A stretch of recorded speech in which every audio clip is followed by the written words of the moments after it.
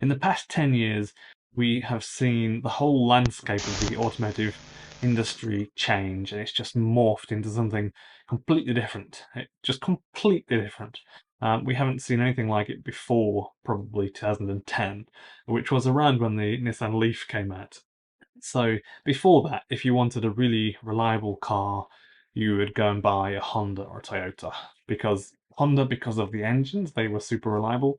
Toyotas, because they made just great cars. Engines and all the switches and the materials they used and the types of plastics and the leathers were all pretty much, made to last for a long time.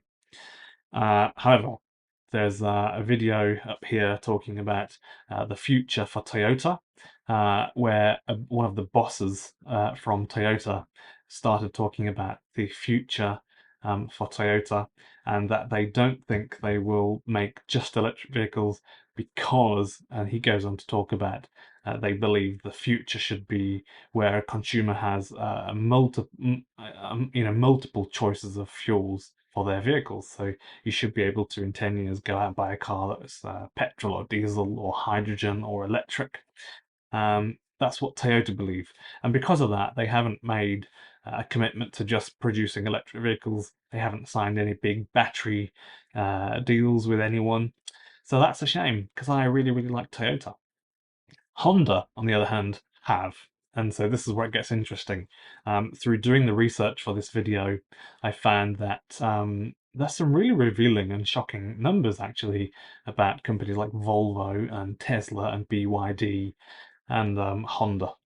Honda sell about 5 million vehicles per year, roughly, give or take a few 100,000 either side. So they've just purchased or signed an agreement with CATL, a large contract for, I think it's 123 gigawatt hours worth of storage. So that's enough for 2 million vehicles for the batteries. And that's to be given to Honda in chunks from 2024 to 2030. So what they're saying is, I guess you could say that that's a minimum for that company. Maybe Honda will get another contract with someone else, or they'll make that a larger contract. But definitely for a starting point, 2 million vehicles worth of batteries is a good starting point for Honda. So that's sort of saying almost half of their cars in 1 year will be electric, but that's spread over the next 5 or 10 years. That's it's not necessarily an optimistic order for batteries from Honda, but it is a reasonable amount, definitely for an order that they could make larger in future. Honda sell about 5 million cars every year, give or take a few 100,000 if you look back for the last 4 or 5 years. And so 5 million cars, they've just placed an order with CATL, CATL, for 2 million electric vehicles worth of batteries. So I think it was 123 gigawatt hours of batteries to be delivered to Honda through 2024 to 2030. So that's a good starting point, and I'd like to think that Honda could actually expand and make that a bigger order as time goes on. I imagine they will. We haven't seen anything from Toyota about any sort of contracts or even a desire to just produce electric vehicles. So I think that sort of pre-2010 period has probably come and gone now, where we know Honda and Toyota make great cars. Because now, when it gets to 2030, 2040, a lot of cars will be electric. A lot of cars, most cars will be electric that are, being sold. So that probably won't include Toyota as things stand now. The main reason I say about the landscape of the automotive world changing so much is because there is a new selection of manufacturers that you might not have heard of these days, such as Tesla and BYD, for example. These are brands that you might not have heard of 10 years ago. Whereas before that, you probably would have known the same brands and they would have been going for decades beforehand. So you would have had Fiat, Peugeot, Renault, Nissan, Toyota, Honda, Alfa Romeo. It would have been a lot of the same brands year after year after year.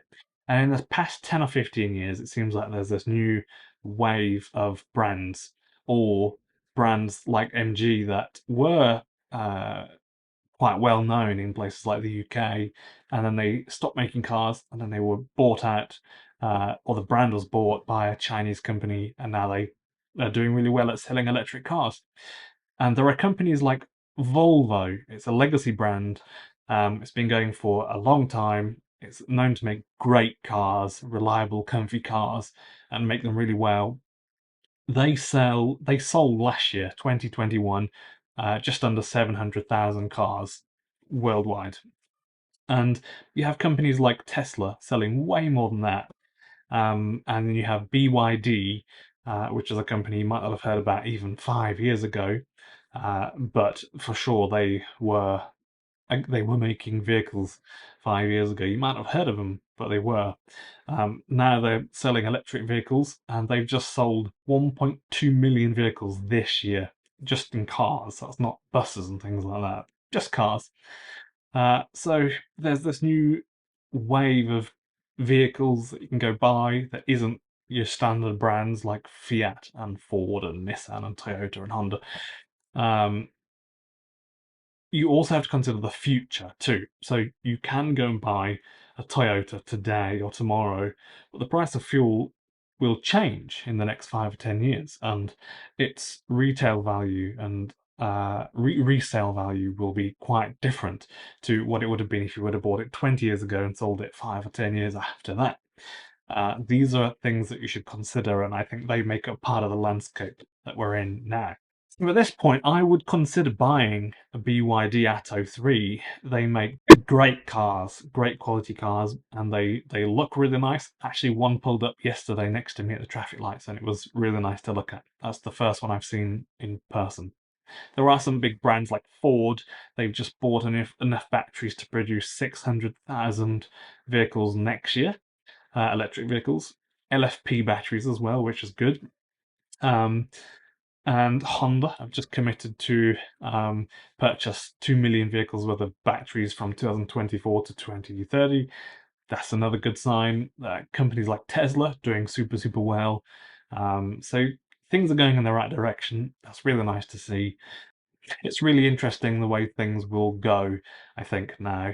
So we will see that obviously companies like Ford are making big steps, big waves now to really move into the electric car market. And the CEO has said they're determined to become, I think, like as big as Tesla or something, or bigger than Tesla, or just one of the biggest. Some really nice, big, bold claim, which is pretty good to see from a company like Ford. And things are going in the right direction. One thing I have noticed, even with companies like Ford and um, the new Fiat Abarth, is cars are coming out like next year and the year after and the year after, but the charging speed isn't going up to match the batteries that are larger. So they're like 85 kilowatt chargers on cars with 42 and 60 kilowatt 60 kilowatt hour batteries. If you were to pull up at a rapid charger, I don't want to stand there for 30-40 minutes. And also, there are only so many of these chargers around in certain spots. You could a lot more people could charge up through the duration of a day if it took them a third the amount of time to charge up. So I think we really should be trying to encourage them to put 150 kilowatt charging on as a minimum in electric cars, and I think it's not talked about enough.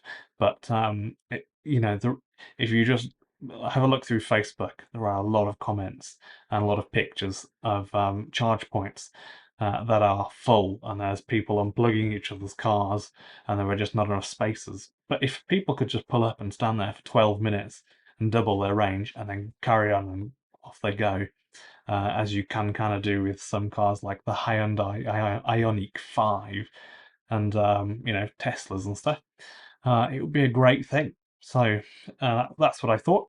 Thank you to the patrons. I've got a couple of patrons that give a couple of dollars every month, and I do these videos every day, and this is what I do for my job, and I love it. So, any thoughts? Put them in the comments. I do read every comment. So, keen to know what you all think. I hope that you're all as optimistic as I am for Honda, Toyota. Not so much Toyota anymore, sadly. I always love Toyota as well. So thanks for watching, and please like the video because that helps the video go quite far.